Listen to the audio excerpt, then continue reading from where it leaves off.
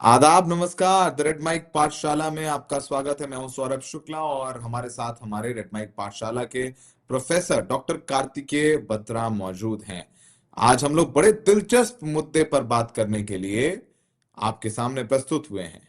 लोग अपना वोट खराब करना नहीं चाहते। एक लाइन है, जरा इसके साथ इसको सोचिए 5 सेकंड कि लोग अपना वोट खराब करना नहीं चाहते। क्यों नहीं खराब करना चाहते? और इसके अगल बगल, आगे पीछे क्या राजनीति है? सोचिए जरा। तब तक हमारे प्रोड्यूसर साहब चला दे जरा रेड माइक पाठशाला का बक।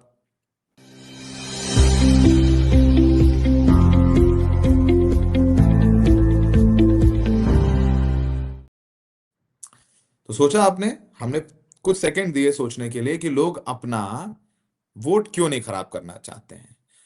हाल ही में बिहार में चुनाव हुए और ये चुनाव बाईपोलर रहे, यानी तीसरी कोई भी शक्ति बहुत ज्यादा कोई इम्पैक्ट पैदा करने की लिए पैदा करने में सफल नहीं हो पाई। कोशिश हुई। अब देखिए, प्रशांत किशोर ने बड़ी कोशिश की, 3 साल पदयात्राएं कर ली, हजारों किलोमीटर, और फिर 3.5% भी बड़े मुश्किल से खींच खाच के वोट आए, सीटें मिली शून्य। ऐसे ही कोई कोई कोई कोशिश जो है हरियाणा में की थी माननीय अरविंद केजरीवाल की आम आदमी पार्टी ने, वोट ही नहीं मिला, सीट ही नहीं मिली। आप देखेंगे धीरे धीरे जैसे जैसे पिछले कुछ सालों में चुनाव में जो तीसरी शक्ति उभरने की कोशिश करती है, जो दो मुख्य घटक दल आमने सामने लड़ रहे होते हैं बड़े, तीसरी शक्ति जो है उभर नहीं पा रही है। क्या लोग कहते हैं या तो जिताओ या तो हराओ, वोट खराब नहीं करना है। तो आप क्या धीरे धीरे चुनाव बाइपोलर होते जा रहे हैं भारत में, इसी पर डॉक्टर कार्तिकेय बत्रा अपनी पाठशाला लगाना चाहते थे। हमने कहा ये चर्चा करते हैं, समझते हैं इसके पीछे की राजनीति, आंकड़े और इसका इम्पैक्ट। बत्रा साहब, माइक आपके पास है। बिना छड़ी के थोड़ा हमारे बच्चों को, हम भी बच्चे ही हैं, स्टूडेंट ही हैं आपके, फिर तो एक टाइम आ गए, बाकी लोगों को बताइए। सौरभ, मैं आपके गृह राज्य से शुरू करता हूँ, ठीक है। आपके गृह राज्य की कुछ स्थिति ऐसी थी 2012 में कि एक पार्टी, समाजवादी पार्टी, 29% वोट लाती है और 403 के हाउस में कितनी सीटें जीतती है? 224। 29% के वोट शेयर पे 224 सीटें जीतती है समाजवादी जी। पार्टी। और जी। उस समय दूसरे नंबर की जो पार्टी थी बसपा, वो तकरीबन 26% वोट लाती, ठीक है। यही समाजवादी पार्टी 2022 के चुनाव में, इसका जो पूरा अलायंस है, वो तकरीबन 37% पे पहुंच जाता है और सीटें आती हैं 125। कहां आप हम्म। 29% पे 224 में के सीटों के साथ सरकार बनाते थे एक जमाने में, और कहां आप 37% वोट पाकर भी आप केवल 403 के हाउस में 125 सीटें प्राप्त कर रहे हैं। इससे हम्म। बड़ा उदाहरण नहीं हो सकता बायपोलैरिटी का। हुआ ये हम्म। कि जब 2012 में अखिलेश यादव जी ने साइकिल यात्रा अपनी निकाली, उस समय वो एक हम्म। युवा नेता माने जाते थे, उनका 29% आया, मायावती जी का 26% आया, लेकिन कांग्रेस बीजेपी का आपस में मिला के तकरीबन 27% वोट था। हम्म। मतलब जो टॉप दो शक्तियां थी 12 में, जो टॉप दो फॉर्मेशन थे, वो 55% वोट लाए केवल आपस में।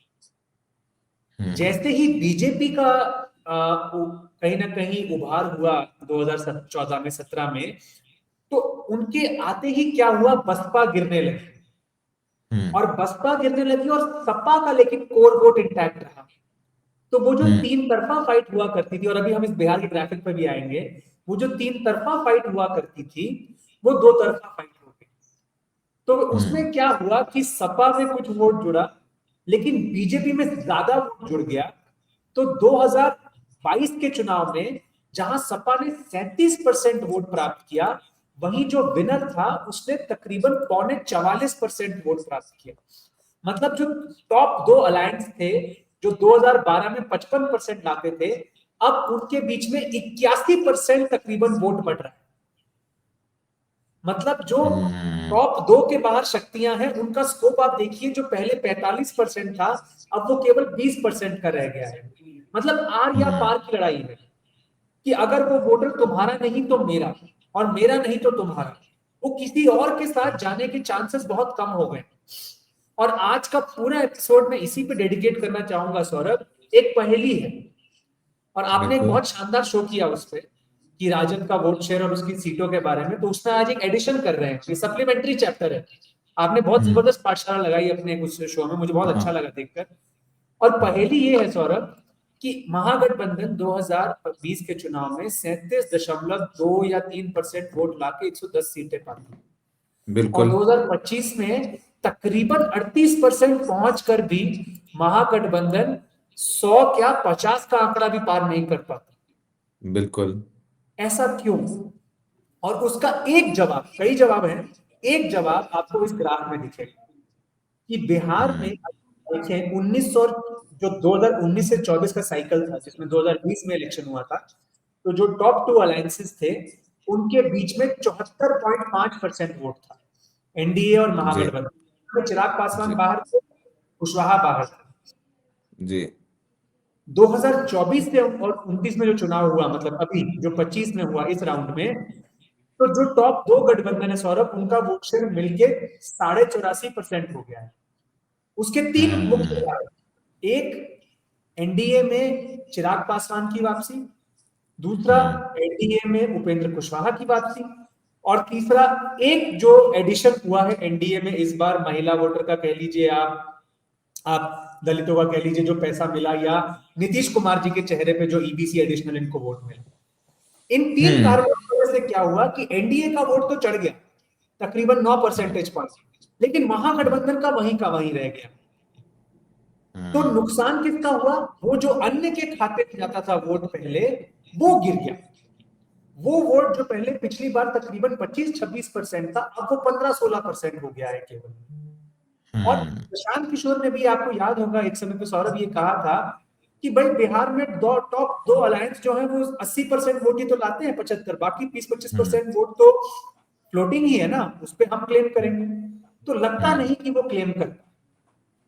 अच्छा, और महागठबंधन में सौरभ एक चीज उल्टी भी हो गई कि एक तरफ जहां अन्य के खाते से वोट एनडीए की तरफ आया, वहीं जिन इलाकों में आरजेडी और कांग्रेस को स्ट्रांग होना था, मसलन सीमांचल, वहां अन्य का कोटा बढ़ गया। हम्म। तो आरजेडी और कांग्रेस का तो वोट वो ले गया अन्य, लेकिन जो एनडीए में एडिशन हुआ अन्य का, कहीं ना कहीं वो उसको बम्पर फायदा करा गया। वो दो हम्म। तीन परसेंटेज पॉइंट का गैप कह रहा हूं मैं, बहुत बड़ा होता है ऐसे इलेक्शन। तो बिल्कुल। तो ये यानी केवल बिहार की कहानी है, लेकिन आगे जब हम आगे बढ़ेंगे सौरभ, तो हम दिखाएंगे कैसे राज्य दर राज्य ये स्टोरी प्ले आउट हो रही यानी आप ये कह रहे हैं कि धीरे धीरे जो लोग हैं वो, जैसा हमने कहा कि उन्होंने तय कर लिया है कि भाई ऐसा है, या तो ये या तो वो, तीसरे को मौका नहीं दो क्योंकि ये जीत नहीं रहा इस चुनाव में।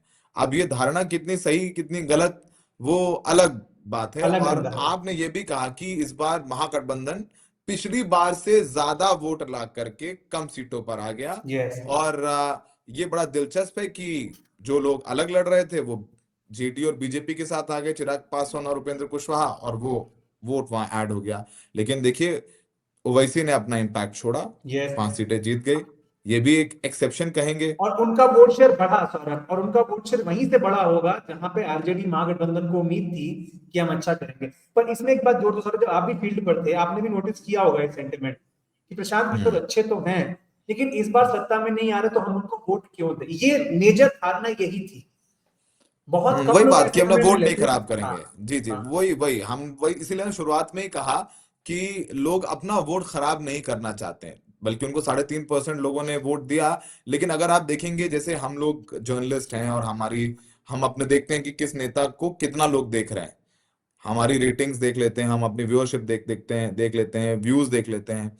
उस मामले में तो प्रशांत किशोर को लोग बहुत देख रहे थे, उनके बारे में उत्सुकता थी, उनके बारे में जानना चाहते थे, उनके बातें सुन रहे थे, कुछ कन्विंस भी थे। पर बूथ तक पहुंचते पहुंचते उनके कदम जो बस्ता लेकर के चल रहे थे बूथ तक, धीरे धीरे वो बस्ता उतार कर या तो लालटेन जलाने लग गए, या कमल खिलाने लग गए, या तीर कमान चलाने लग गए। तो ये सब सारे काम जो है लोगों ने किया। अब अगले चुनाव में देखना होगा, प्रायश्चित कर रहे हैं। उन्होंने मौन व्रत भी रखा एक दिन का, कह रहे मैं कहीं नहीं जा रहा हूं, बत्रा साहब। लेकिन चलिए, ये तो बिहार की बात थी। और भी तमाम राज्य हैं जहां पर आप देख रहे हैं कि धीरे धीरे चुनाव बाइपोलर होने लग गया। हाँ, इसमें अपना नहीं करना सौरभ, पड़ेगा। हाँ, इसमें हम पहले ये वो 3 चुनाव लेते हैं जो 2024 के लोकसभा के बाद हुए। इसमें जम्मू कश्मीर मैंने ऐड नहीं किया क्योंकि जम्मू कश्मीर का काफी स्वरूप बदल गया है, तो इस वजह से हमने उसको बाहर रखा है, उसमें डिलिमिटेशन वगैरह हुआ। हरियाणा, महाराष्ट्र, दिल्ली। और अगली जी। स्लाइड में मैं आपको एक चीज और दिखाऊंगा। देखिए, जरूरी नहीं है हर जगह बाइपोलर हो रहा है, बाइपोलर कम होने का भी एक सिचुएशन है, उसके बारे में भी बात करेंगे, लेकिन वो कम सिचुएशन। अगर इसमें आप हरियाणा और महाराष्ट्र पर ध्यान केंद्रित करें, हरियाणा नीली लकीर है और महाराष्ट्र जो है वो गेरुई लकीर है, तो हम्म। आप देखेंगे कैसे जो टॉप 2 धड़े थे महाराष्ट्र में। देखिए 14 में जो चुनाव हुआ उसमें सब पार्टी अलग अलग लड़ी, तो जो टॉप 2 कोalitions का वोट शेयर था वो केवल 47%। 19 हम्म। का चुनाव एनसीपी कांग्रेस साथ लड़े और शिवसेना बीजेपी साथ, तो उनका मिला के बना 75%। बिल्कुल। लेकिन 2024 तक आते आते सौरभ, जो देखिए पार्टियों में दो फाड़ हुई, पार्टी अलग अलग हुई, उसके बावजूद दोनों अलायंसेस का वोट शेयर मिला के 24 में हो जाता है 84.5%। हम्म। ये एक बहुत बड़ा फिगर है। तो वो जो अन्य के खाते में महाराष्ट्र में 2019 में 25% वोट गया था, वो 15% रह जाए।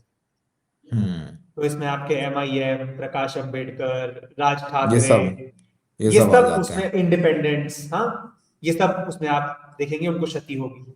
हरियाणा, सौरभ, 14 से 19 अगर आप देखें, 14 में चुनाव हुआ तो 57% वोट था टॉप 2 पार्टियों का। मेरा ये मानना है इसमें 14 में बीजेपी और आईएनएलडी रहे होंगे। बिल्कुल 19 बिल्कुल से 24 में जो 19 में चुनाव हुआ, कांग्रेस से वापसी करी, कांग्रेस और बीजेपी का वोट शेयर मिला के बना तकरीबन 65%। बिल्कुल। सौरभ, अब उस चुनाव में दुष्यंत चौटाला की एक पार्टी बनी, वो ठीक ठाक वोट शेयर लाई, उसने बाहर से जेजेपी। समर्थन दिया और बीजेपी की सरकार चली 5 साल।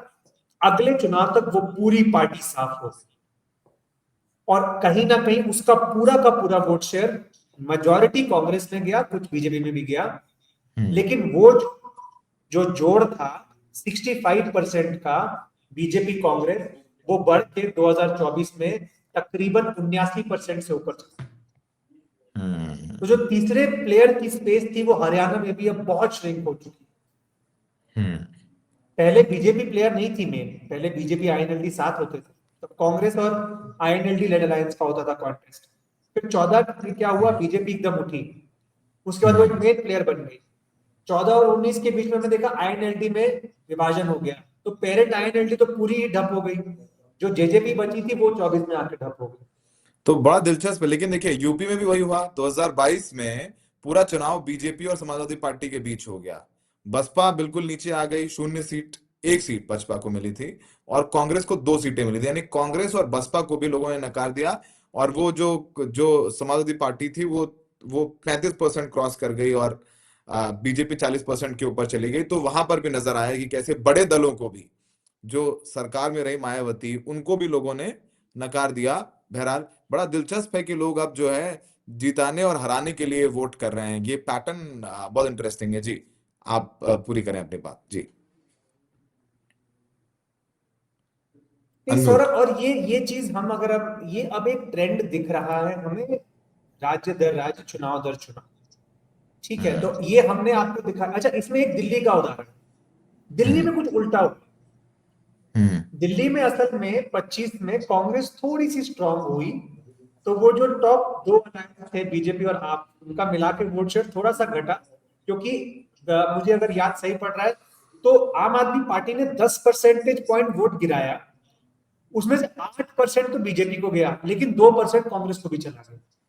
बिल्कुल। पर दिल्ली इसमें एक अपवाद है, और मैं एक और अपवाद आपको दिखाऊंगा, उसमें भी आम आदमी पार्टी का एक रोल है, वो हम अगली हम्म। स्लाइड में देखते हैं। तो अगली साइड ले आते हैं, चेक कर लेते हैं, बट अगेन कोई इतना गेन नहीं करा, कांग्रेस को गेन नहीं। नहीं कर पाया जितना हाँ जितना वो, कि वो एक जी, एक सिग्निफिकेंट इम्पैक्ट दिखे, उनका बिल्कुल। कुछ प्रभाव दिखे, उतना नहीं हालांकि गेन कर सौरभ, पाए मैं उस दिन कांग्रेस। आंकड़े देख रहा था, मुझे ऐसी कई सीटें मिली जहां मार्जिन से ज्यादा वोट कांग्रेस के प्रत्याशी लेकर, जो जीत हार का मार्जिन था, ऐसी मुझे कई सीटें दिल्ली की मिली जहां मुझे लगता है दिल्ली का रिजल्ट उतने अच्छे से एनालाइज शायद उस समय हमने या तो नहीं किया या नजर नहीं पड़ी, बट कई सीटें ऐसी थी जहां कांग्रेस का मादीपुर वोट, मैंने किया था, मादीपुर है, बिल्कुल संगम बिल्कुल, विहार हाँ है, कई हाँ सीटें हैं मुझे हाँ, मतलब आई कई नो सीटें फॉर अ फैक्ट, इस फॉर अ फैक्ट इसमें। कहीं सौरभ, होंगी। मैं ये आखिरी स्लाइड में मैं बस आपका ध्यान आकर्षित करूंगा कि देखिए बाकी सभी राज्यों में ऊपर ही जा रहा है, जो टॉप हम्म दो पार्टियों का वोट शेयर मिला के। इसमें राजस्थान, छत्तीसगढ़, मध्य प्रदेश, कर्नाटका। देखिए कर्नाटका में क्या हुआ 2018 में, आपने देखा तकरीबन एक हंग असेंबली टाइप सिचुएशन हो गई। जेडीएस का एक वोट शेयर था, कांग्रेस का था, बीजेपी का था। सत्ता कोई भी नहीं बना पा रहे थे, जेडीएस कांग्रेस ने अलायंस किया, वो सरकार चली एक सवा साल, उसके बाद वो एमएलए तोड़े गए, बीजेपी की सरकार आ गई। उसके बाद क्या होता है सौरभ, 23 में जेडीएस अलग लड़ती है, बीजेपी अलग, कांग्रेस अलग। और हम्म देखिए, हालांकि बीजेपी का नुकसान है, बीजेपी सत्ता से चली जाती है, लेकिन सबसे हम्म बड़ी लूजर उस चुनाव की जेडीएस होती है। हम्म क्योंकि जो कंबाइंड वोट शेयर था कांग्रेस और बीजेपी का कर्नाटक में, वो 18 में था 74%, वो हम्म 23 में हो जाता है 79%। और अगर आप आंकड़े देखेंगे जेडीएस के उस चुनाव में सौरभ, आप देखेंगे कि जो ओल्ड मैसूर का इलाका है दक्षिण कर्नाटक का, वहां पे जेडीएस का जो वोट है, वो जो डिक्लाइन होता है, वो बढ़ जाता है कांग्रेस और बीजेपी। तो उस हम्म इलेक्शन में बीजेपी तकरीबन उतना ही रहती है, कांग्रेस 5%, 4.5% गेन करती है, और जेडीएस 5% गिर जाती है। ये कर्नाटक है। छत्तीसगढ़ और मध्य प्रदेश में क्या होता है सौरभ, हम देखते हैं कांग्रेस की बड़ी हार मध्य प्रदेश में, हम देखते हैं छत्तीसगढ़ में कांग्रेस कैसे हार सकती है। हम्म आपको जान के ताज्जुब होगा, असल में कांग्रेस का वोट शेयर कहीं नहीं जाता। कांग्रेस जहां 18 में थी, 23 में भी वही थी। हम्म शर्त फर्क बस इतना था, उस दौरान बीजेपी ने अन्य के खाते से एक बहुत बड़ी बढ़त बढ़ाई। मध्य प्रदेश हम्म में जो कांग्रेस और बीजेपी का एक तकरीबन टाई होता है 2018 में, 40% समथिंग, 40% समथिंग। और इनफैक्ट हम्म मुझे अगर सही याद है तो बीजेपी का वोट शेयर ज्यादा होने के बावजूद उसकी सीट कम रह जाती है कांग्रेस। बिल्कुल कम रह जाती, बिल्कुल। लेकिन क्या होता है सौरभ, 2023 में जहां कांग्रेस का वोट शेयर उतना ही रहता है, बीजेपी अपना वोट शेयर तकरीबन 8 परसेंटेज पॉइंट बढ़ा लेती है। अब उसमें आप हम्म लाडली बहना कहें, शिवराज जी का चेहरा कहें, सांगठनिक शक्ति कहें, वो अलग तमाम कारण चीजें है, हो जाते हैं। और 8 परसेंटेज पॉइंट अपना वोट शेयर बढ़ा लेते हैं। छत्तीसगढ़ में क्या होता है 2018 में, कई सालों की सत्ता के बाद बीजेपी मुंह की खाती है, और उसमें एक बहुत बड़ा रोल प्ले करती है तीसरी शक्तियां। वो जोगी साहब की पार्टी होती थी उस समय, बीएसपी है। आज तो अभी उनकी पार्टी अब भी है, अमित जोगी हैं उसके अध्यक्ष। बट वो स्ट्रांग होती थी, मेरा ये मतलब है उस समय हाँ बिल्कुल। कि बीजेपी 33% में चलेगी सौरभ उस समय, और कांग्रेस थी 43%। यही 23 में कांग्रेस तकरीबन 42.25 पे है, माइनर सा डिक्लाइन है, लेकिन बीजेपी 33 से 46% पे आ जाती है। सबसे बड़ा नुकसान उन तीसरी शक्तियों को है जो वो छोटा छोटा वोट शेयर काट रही है। बेसिकली ये कह रहे हैं कि BJP is eating on to the votes of smaller parties, मतलब बीजेपी जो है, जो एब्सोल्युटली, छोटे राजनीतिक दल हैं, उनका वोट ले रही है। विपक्ष का जो ज्यादातर, जहां पर हार रहा है विपक्ष, यानी बीजेपी जहां जीत रही है, वहां बीजेपी जो है दूसरे छोटे दलों से वोट ले रही है। और विपक्ष जो है वहां से वोट नहीं ले पा रहा है, कन्वर्ट नहीं कर पा रहा है। ये बिल्कुल एक बात जो है बिल्कुल इस हमारे अभी तक चर्चा में निकल करके सामने आ रही है। बिल्कुल। अब बस आगे। एक इसमें, हाँ सॉरी जी सॉरी, जी, आप प्लीज पूरी बात करें, फिर मैं सवाल पूछूंगा एक। लेकिन सौरभ इसमें बस एक अपवाद आपको दिख रहा होगा, क्या? एक अपवाद दिख रहा होगा आपको इस ग्राफ येलो? में, गुजरात, नीला, गुजरात?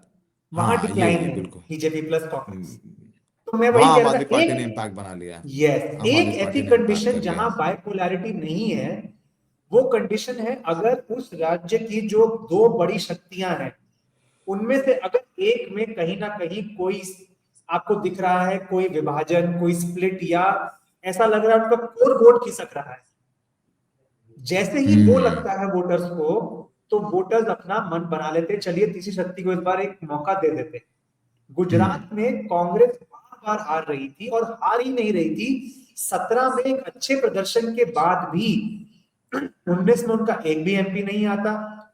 हम्म लोग पार्टी छोड़ के चले जाते हैं, राज्यसभा के इलेक्शन को फंस जाते हैं उनके, प्रधानमंत्री, गृह मंत्री गुजरात को अपनी प्रेस्टीज का इशू बना लेते हैं। तो लोगों को लगता है हम्म यार कांग्रेस से अब नहीं होगा इस बार। खासकर हम्म साउथ गुजरात और सौराष्ट्र के उस इलाकों में जहां पाटीदार आंदोलन के बाद कांग्रेस ने गेन किया, उस इलाके में लगा कांग्रेस नहीं, छोड़ दीजिए। तो हम्म। लोगों ने अपना मन बनाया आम आदमी पार्टी की।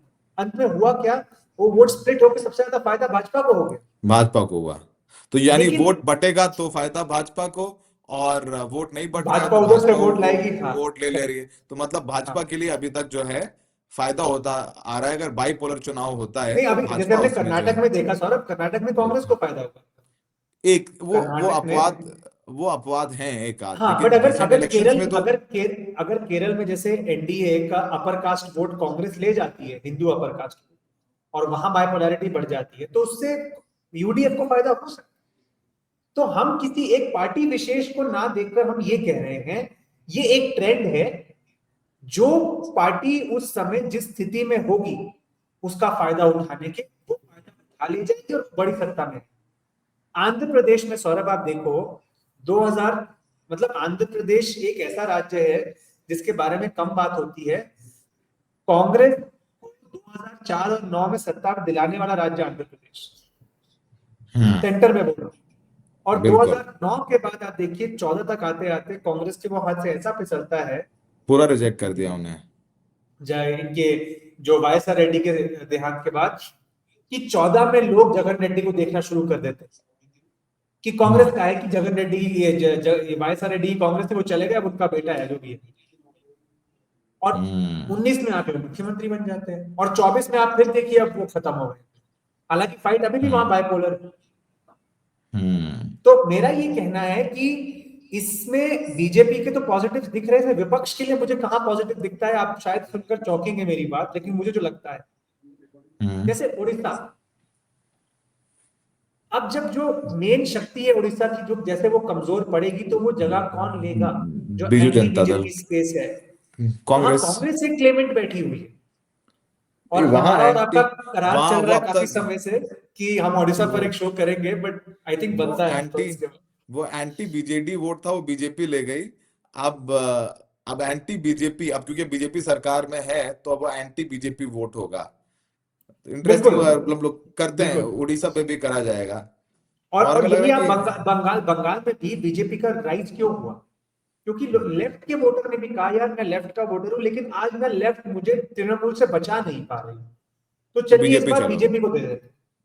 और इसीलिए तो मुझे बीजेपी में लगा शिफ्ट हुआ। 2024 में जब कांग्रेस और लेफ्ट ने अलग चुनाव लड़ने का फैसला किया बंगाल में, तो वो एक स्ट्रेटेजिक मूव था, वो अच्छा मूव था। क्योंकि अगर तृणमूल लेफ्ट कांग्रेस साथ में मिल जाते, तो सारा का सारा एंटी तृणमूल वोट बीजेपी को चला जाता। कांग्रेस हम्म। और लेफ्ट के मिलने से कम कुछ एंटी तृणमूल वोट जो अदरवाइज बीजेपी को जा सकता था, वो डाइवर्ट। हम्म। तो बायपोलैरिटी को आप हम पार्टी के अनुसार ना देखकर हम कॉन्टेक्स्ट के अनुसार अगर देखें, अब आप देखिए असम में सौरभ, मुझे ऐसा लगता है इस बार एआईयूडीएफ की जगह बहुत श्रिंक हो जाएगी, ऐसा मेरा मानना है। उसका फायदा आसाम में, कांग्रेस को होगा। पर वो लोग कह रहे हैं हम एआईएमआईएम से अलायंस करेंगे। जी। इट्स गोइंग टू तो बी वेरी बिहार में इंटरेस्टिंग। एमआईएम ने जो किया है, उसके बाद कांग्रेस को असम में चिंता होनी चाहिए, क्योंकि हमें भी ये लग हो रहा रही था, है। हाँ, हमें भी ये लग रहा था कि सीमांचल में तो इस बार वोट स्प्लिट नहीं होगा, पिछली बार ऐसा हो गया था, बट लगता है इस बार और ज्यादा होगा। तो बड़ा दिलचस्प रही चर्चा। हमें लगता है दर्शकों को देखना पड़ेगा कि आप लोग वोट खराब नहीं कर रहे हैं तो क्यों नहीं कर रहे हैं, वो जनता बताएगी। लेकिन पश्चिम बंगाल का चुनाव है, असम का चुनाव है, जहां पर देखना होगा। वहां पर थर्ड फोर्स है एआईयूडीएफ, जिसके बदरुद्दीन अजमल बुरी तरीके से लोकसभा में चुनाव हार गए। आप बंगाल में इस समय थर्ड फ्रंट की फोर्स है लेफ्ट पार्टीज, जो लोकसभा चुनाव में कोई इम्पैक्ट बहुत ज्यादा क्रिएट नहीं कर पाई, विधानसभा चुनाव में भी नहीं कर पाई थी। तो देखना होगा कि इस बार भी चुनाव पिछली बार की तरह रहता है या फिर एआईयूडीएफ या लेफ्ट पार्टियों को लोग चुनते हैं। नहीं तो अब जैसे जैसे जो पैटर्न है उसके हिसाब से तो साफ है कि चुनाव जो है भारत में राज्यों में भी वो सिर्फ दो दलों के बीच या दो घटक दलों के बीच ही रह जा रहा है, बाइपोलर हो रहा है। थैंक यू बत्रा साहब। फिर जल्द हाजिर होंगे किसी और मुद्दे के साथ आपकी पाठशाला में। आपके तमाम पॉइंट्स और ग्राफिक्स के साथ आप लगाइएगा पाठशाला, और हमारे दर्शकों को थोड़ा ज्ञान दे करके उन्हें, जो पहले जरूर से ही जरूर। थोड़ा सक्षम समझदार हैं, उनकी समझदारी में एक थोड़ा सा वृद्धि हम लोग कर देंगे इस पाठशाला पे। हमें देखने के लिए दर्शकों बहुत बहुत शुक्रिया। पाठशाला को प्यार कर रहे हैं तो शेयर करें। सब्सक्राइब तो कर ही रखा है आपने, दूसरों को भी कहें कि सब्सक्राइब करें। रेड माइक पर काफी कुछ अलग अलग तरीके का हम आपको परोसने का कोशिश कोशिश कर रहे करते हैं हैं। परोसने की, बिल्कुल। जी जी, बहुत बहुत शुक्रिया।